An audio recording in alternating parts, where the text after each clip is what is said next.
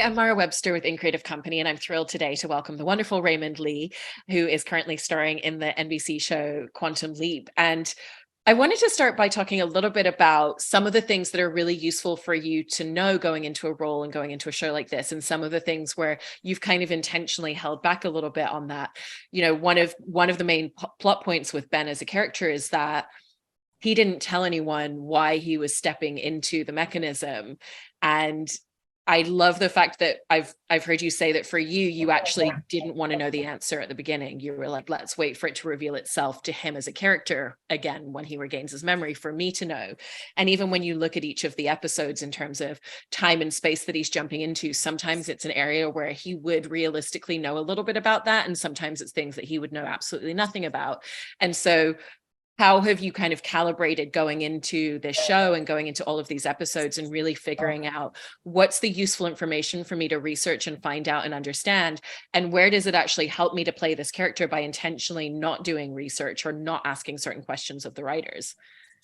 Yeah, I think it's just a matter of I don't trust myself enough to not give away anything in my acting. So, and it's also very exciting for me to crack open a script and go, wow, I didn't see that coming. And it's been my process for this, and I'm sort of sticking with it.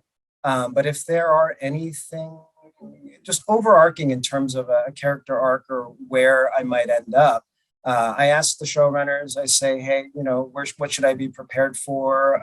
And they're very good about withholding information as well because I asked for it. But yeah, I also just like to be surprised. I'm a fan of the show as I'm doing it, and I'm a fan of our writers, and I'm a fan of where the story continues to go. So it's just more exciting for me this way. And I really love how collaborative it sounds like the environment is in terms of the dynamic that you have with the writers being very accessible for asking questions, but also in terms of, especially as you've gone through shooting the first season, in them coming to you and asking you questions, and even just things like, hey, do you know how to juggle? Okay, great. Like maybe we'll put something to do with that, where that's going to be in a scene in the show, and really using it to inform ideas of where he can leap to and some of the plot lines that he ends up in. And so just wanted to ask you a little bit about how some of those collaborative conversations have really shaped the show and shaped the character for you. Yeah, I mean, our writers are amazing, and our writers are also producers on the show, and they're there on set on the day. So a lot of times we're problem solving as we go, and deep mythology questions they obviously have the answers to. So I'm like, hey, if I do this, is this gonna affect anything over here? And a version of this we had done before, a version of this we had done before. So should we do a different shade of that in this one? So like it's great because they're so involved and they're so present, and I feel like none of them are taking any. Their full attention is on this.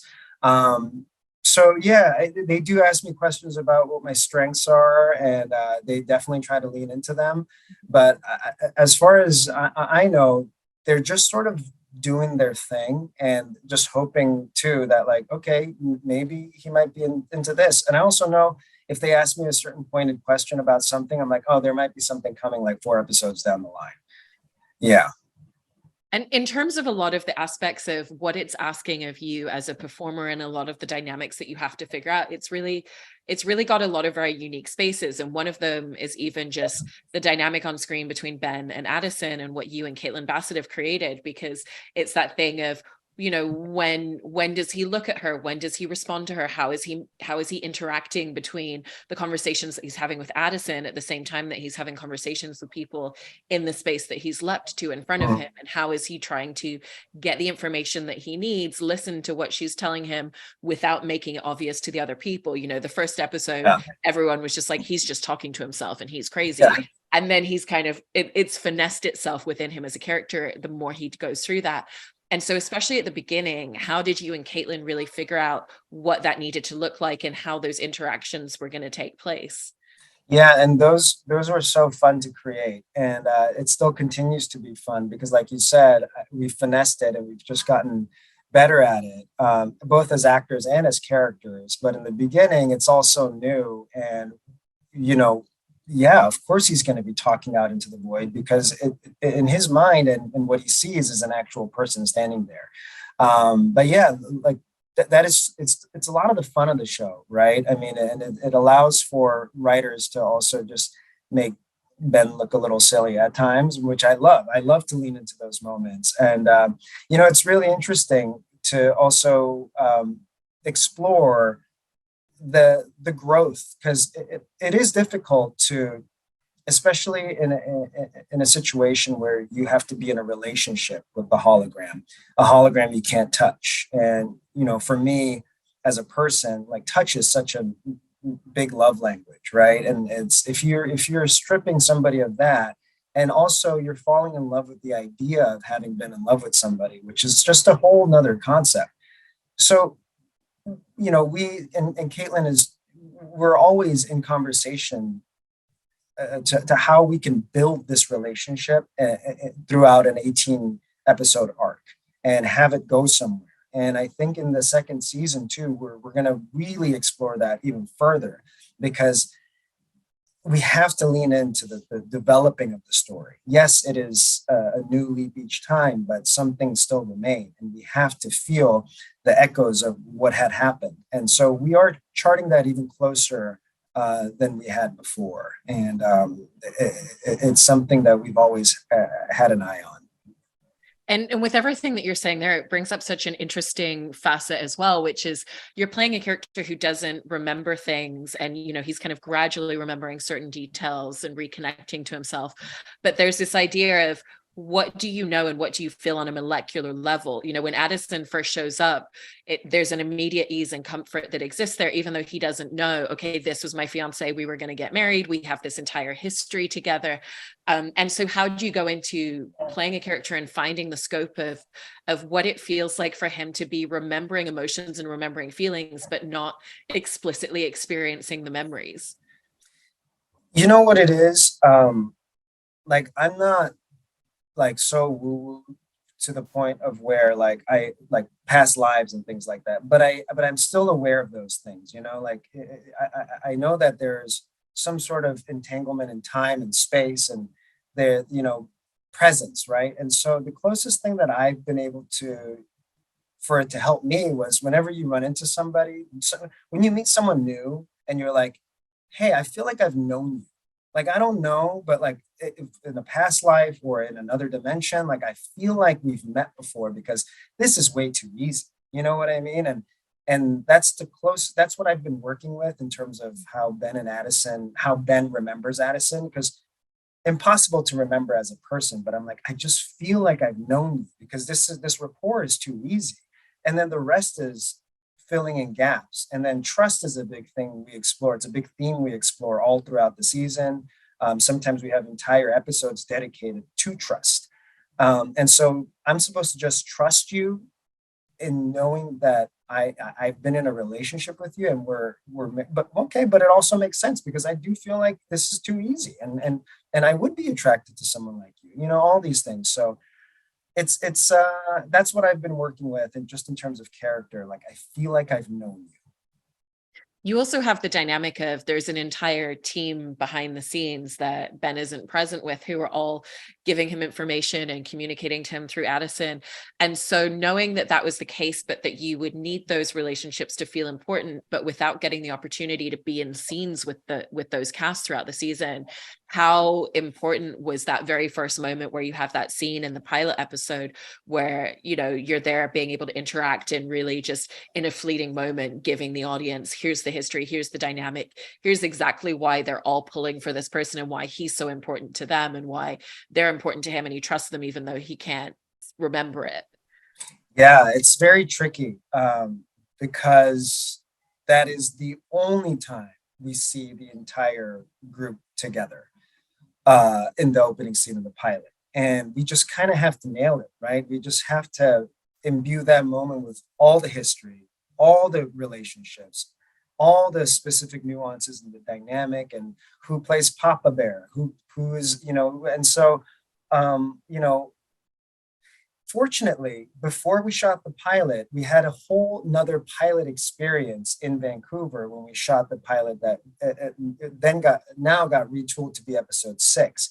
So we were able to actually develop chemistry and to build friendships just based off of our given circumstance of what the relationships of these characters at Quantum Leap headquarters were. So we've already sort of envisioned all of this. And so starting the pilot that ended up airing was, I mean, it was kind of a gift, so I'm really grateful for that. And then the rest is just putting the pieces back together. And what I just love about how the first season has developed is Ben starting to remember more, and then all of a sudden, Jen, comes to Ben in a leap and is now the hologram. It's like, oh yeah, I don't remember you, but again, I feel like I know you. So let's do this. Yeah. And then in terms of the individual leaps, again, there's so many unique aspects at play in terms of what you're doing, because Ben is stepping into someone else's body, into someone else's life, into someone else's world, but he doesn't have all the information up front. He has to kind of read the room and assimilate very quickly. And you're playing this version that is both him and the person that he is becoming. And so the language of delivery is different depending on the time period and whose body he's in. And so what does that look like for you when you get the script for each new episode? What is that process of essentially creating a second half of Ben that you have to redevelop every single episode depending on what the leap is? Yeah, and that's like so much of the fun of the show, and for myself. Our different departments are so individually good at their jobs. So for me, the character starts when I'm in the fitting and I go, okay, so we're in the 70s. All right. Men wore pants like this.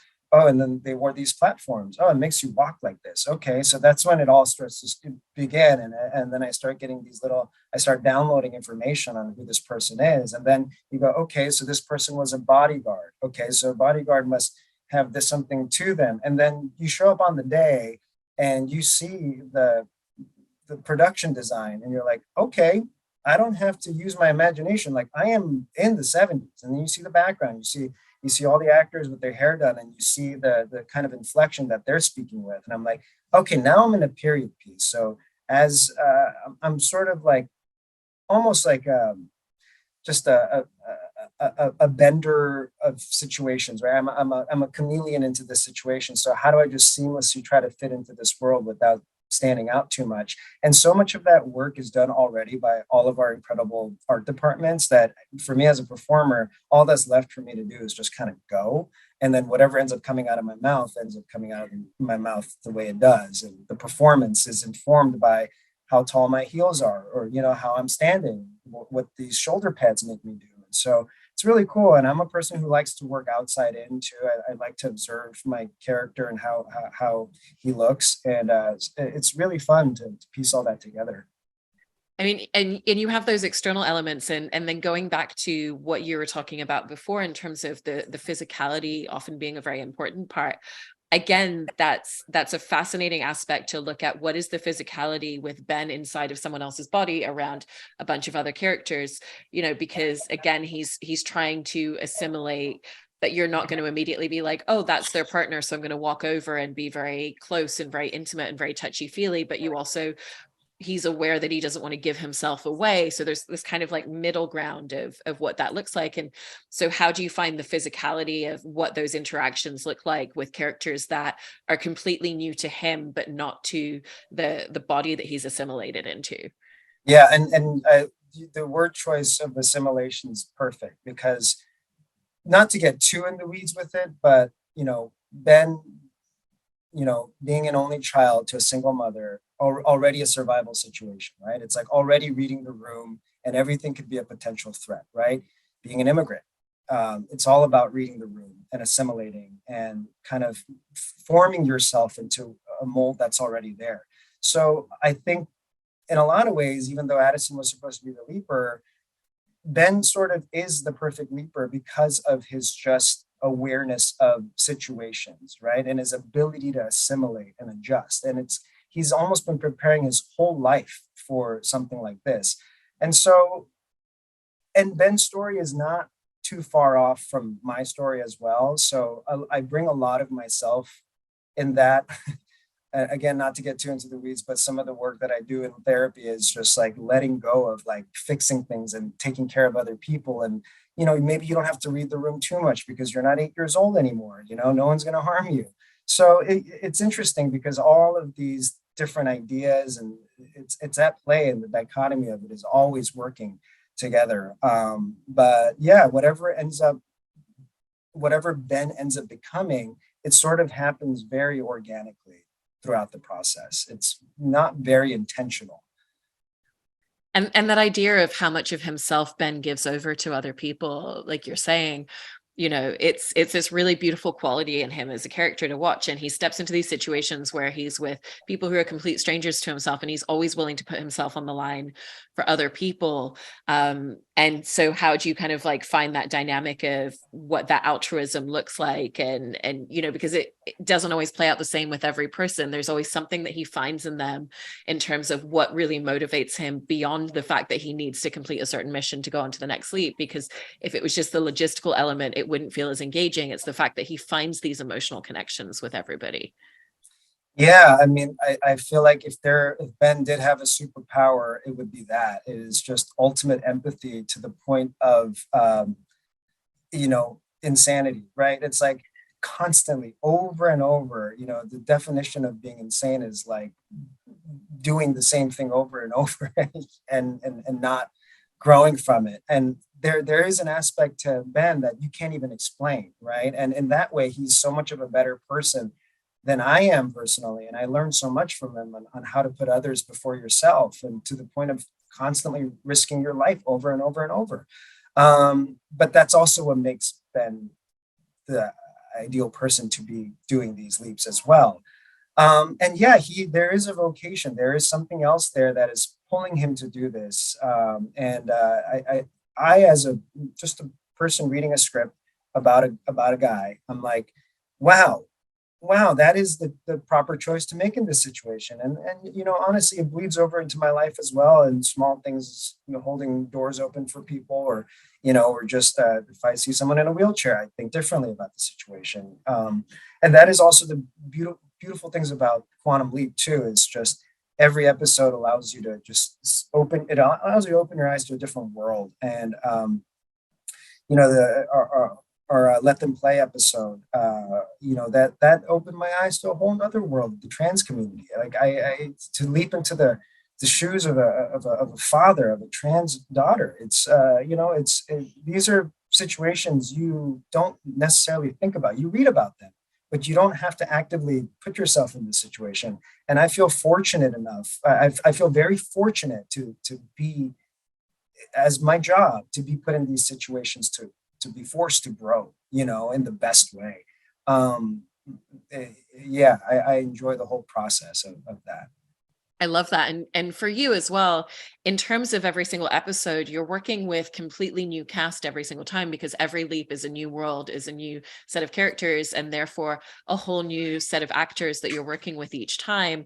And I love something that you've said about how for you like to feel like you're the guest star stepping into their world, because for Ben, he's the newest person in the room. That world already existed before he arrived, which I thought was really beautiful, and was wanting to ask about kind of how you found that dynamic for yourself in terms of, I need to think of it this way, and even just the malleability that you have to have in terms of your process of, this is how I usually work, but if every week I'm working with new actors and everybody comes to the table with their own ideas and their own process, this is how I need to assimilate my own process, kind of taking that idea of what the character is doing as well. Yeah, I mean, like, I love actors, and I love to know about their process. So for me, it's genuinely a lot of fun to take their lead, and to see how they like to work, how they prefer, just coverage. Do you want to be shot first? Do how do you want to run these lines? And we get a feel for each other. And hats off to also our casting department and our amazing producers for always providing incredibly gifted and open guest stars that I'm fortunate enough to work with. And, I just take their lead and I see like, okay, you were cast for this episode for a specific reason. You brought something to this role in your tape. And I want to see the world that you've created. And it allows for me to more easily blend into that role. Instead of me being like, this is what I think it should be, because that's just also not what the role is. That's not what the show is about. And I also, going back to like, I feel like my life has been in preparation. I've been living my life in preparation for this role because I've also been guest star many a times. So I know the feeling of just this feeling of having to feel out and suss out a situation and be like, oh, okay, this is what's going on here. So had I been a lead my whole life, maybe I wouldn't have that sort of perspective. But luckily, I was set up for success with the show in that way. And to that point, exactly, lastly, I wanted to ask you about that experience of stepping into a lead role for the first time, because it sounds like from everything that you're saying, it's something where it's not just about playing the lead character. It's not just about showing up in the work that you're doing. It's about the dynamic that you're creating on set for everybody that you show up for every single week. It's who you are to the cast and crew every day in the morning. And so what have been a lot of the aspects that you found to be really important beyond even just the work that you're doing as a performer? The when you walk in, the crew's already there. The transportation department showed up hours before I did, and they set up the trailers, they cleaned it, they made everything ready. The makeup, hair department, they're there ready for when I'm ready. Like, and they leave after I leave because they have stuff. So we're all people, we're all working this job. The hours are crazy. Everyone's tired, and everyone, what we can do during the time that we're there is to just really enjoy each other's company and to want the best out of everybody, right? And we want us to all do our best work. And we all know we do our best work when we're comfortable and when we're feeling seen and when we're saying thank you and hellos and good mornings and all that kind of stuff. And it's just, and I've also done production assistant work. I've done a lot of jobs in my life in service, in hospitality. So I just know like what it feels like. And so I just think just being a decent human, and going out and like rah-rahing everybody when we're like on that hump, it's like, it's Wednesday, it's rough. And I don't know if this answers your question or not, but I think I found my way in is to just kind of like recognize that I'm not doing the hardest job here, and it might seem that way, but it's a lot of people are putting their blood, sweat, and tears and sacrificing their friendships and family and time with their loved ones to be here. So why not have a great time, and be chill. I really, really love that sentiment. And I've loved everything about your performance throughout the first season. So congratulations on a great season. And thank you so much. I really appreciate it. Thank you. I really enjoy speaking with you. Thank you so much.